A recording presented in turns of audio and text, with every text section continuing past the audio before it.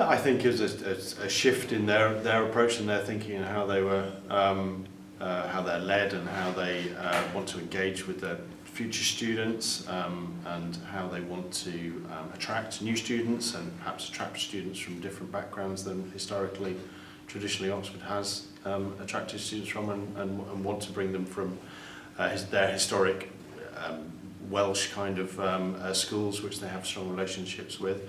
And they wanted an environment where there was less of an intimidation, less of a threshold, more of a kind of natural openness to the threshold into the college.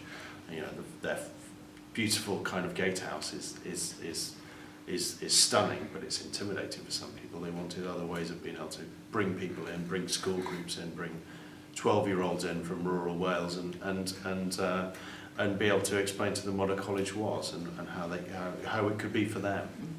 And it's also a very modern day story because they own these retail outlets onto Cornmarket, and of course we're all interested in the high street and whether it's going to survive or fail.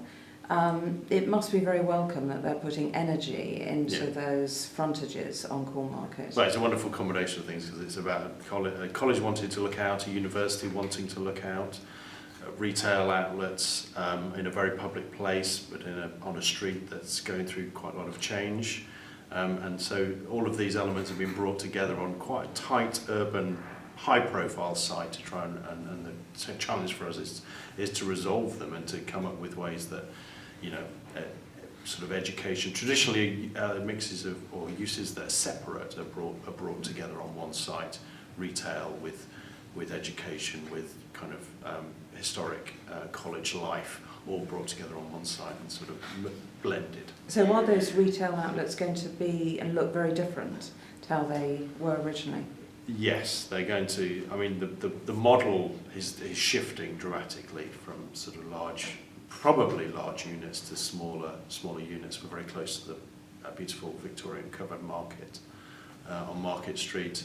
I think the influence of those types of units, those types of shops, those types of smaller elements, perhaps facilitating pop-ups and smaller kind of retailers to come into a really busy, historically really busy street will mean, I think, that elements of the retail would be very, very different. And historically it was only one frontage, now it's going to be very definitely two, and maybe there's bigger, more traditional shops on one and smaller units on the other.